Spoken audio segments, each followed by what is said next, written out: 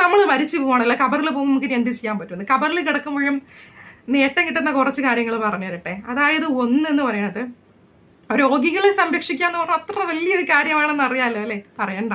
അപ്പോൾ ഏതെങ്കിലും ഒരു രോഗിക്ക് ഒരു വീൽ ചെയർ നമ്മൾ പ്രൊവൈഡ് ചെയ്യാണ്, കൊടുക്കുകയാണ്. ആ ഒരു വീൽ ചെയർ ഈ ദുനിയാവിലുണ്ടാവും, പക്ഷെ നമ്മൾ എന്ത് ചെയ്യും, നമ്മൾ പോവും അല്ലെ. ഇപ്പൊ എത്ര വലിയ മാളിക കെട്ടിയവനായാലും മാളിക കെട്ടിയ ആൾ എന്ത് ചെയ്യുന്നുണ്ട്, കബറിലാണ്. പക്ഷെ ആ മാളിക എന്ത് ചെയ്യുന്നുണ്ട്, ഈ ദുനിയാവിൽ എന്ത് ചെയ്യുന്നുണ്ട്, നിലനിൽക്കുന്നുണ്ട് അല്ലെ.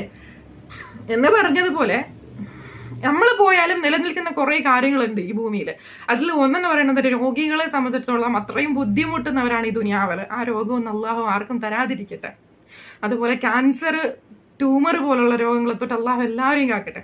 കാരണം അത്തരം രോഗങ്ങളിലേക്ക് ബുദ്ധിമുട്ടുന്ന ഒരുപാട് പേരുണ്ട്. അപ്പൊ അത്തരം രോഗികൾക്ക് ആർക്കെങ്കിലും ഒക്കെ സഹായിക്കുന്ന രീതിയിൽ, അതായത് നടക്കാൻ പറ്റാത്ത രോഗികൾക്ക് ഒരു വീൽ ചെയർ പ്രൊവൈഡ് ചെയ്ത് കഴിഞ്ഞാൽ, ആ ഒരു ചെയർ നമ്മൾ പോയാലും ദുനിയാവിൽ കറങ്ങിക്കൊണ്ടിരിക്കുന്ന കാലത്തോളം നമ്മുടെ കബറിൽ സദക്കയുടെ കൂലിയായിട്ട് ഇങ്ങനെ അള്ളാഹു തന്നുകൊണ്ടിരിക്കും.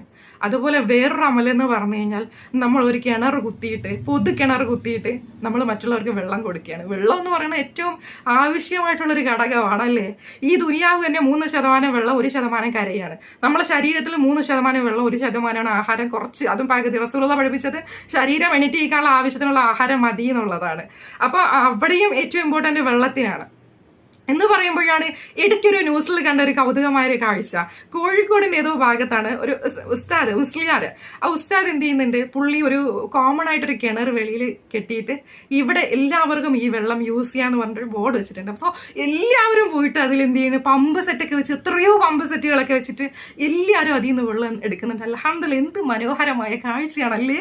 വെള്ളം എല്ലാവർക്കും പ്രൊവൈഡ് ചെയ്തത്. ആ പണ്ഡിതൻ മരണപ്പെട്ടു പോയാൽ പോലും ആ വെള്ളം ഈ നാട്ടുകാരിങ്ങനെ കുടിച്ചുകൊണ്ടേ യിരിക്കും.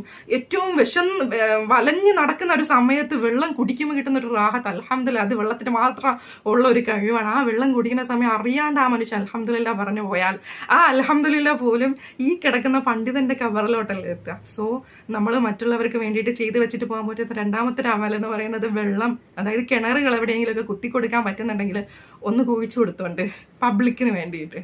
അതുപോലെ വേറൊരു കാര്യം എന്ന് പറഞ്ഞു കഴിഞ്ഞാൽ, നമ്മള് ഒരു മരം നടുക എന്ന് പറയുന്നുണ്ടല്ലേ. നമ്മൾ പോയാലും ചിലപ്പോൾ ആ മരം എന്തെയും ദുനിയാവിൽ നിലനിൽക്കും എന്നുള്ളതാണ്.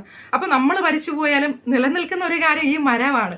ആ മരം അവിടെ നിന്നോട്ടെ. ആ മരത്തിൽ നിന്ന് എന്തോരം കനികൾ ഉണ്ടാവുന്നുണ്ടോ, അത് അത്രയും കിളികൾ വന്നിട്ട് ഇങ്ങനെ സർവൈവ് ചെയ്യുന്നുണ്ട്, അവിടെ കൂട് വയ്ക്കുന്നുണ്ട്, അവരുടെ കുടുംബം അവിടെ ഹാപ്പി ആയിട്ട് ജീവിക്കുന്നുണ്ട്. അവർ വന്ന് അതിൽ നിന്ന് കനികൾ ഓരോ സമയത്തും അതിന്റെ വിശപ്പടങ്ങും തോറും അള്ളാഹു കബറിൽ അതിന് സദക്കയുടെ ലോലത്തിൽ നമുക്കിങ്ങനെ വർദ്ധിപ്പിച്ചു തന്നുകൊണ്ടിരിക്കും. ഇതൊക്കെ നമ്മൾ പോയാലും നിലനിൽക്കുന്ന കുറെ അമലുകളാണ്. അതൊക്കെ അവിടെ ഇരിക്കട്ടെ.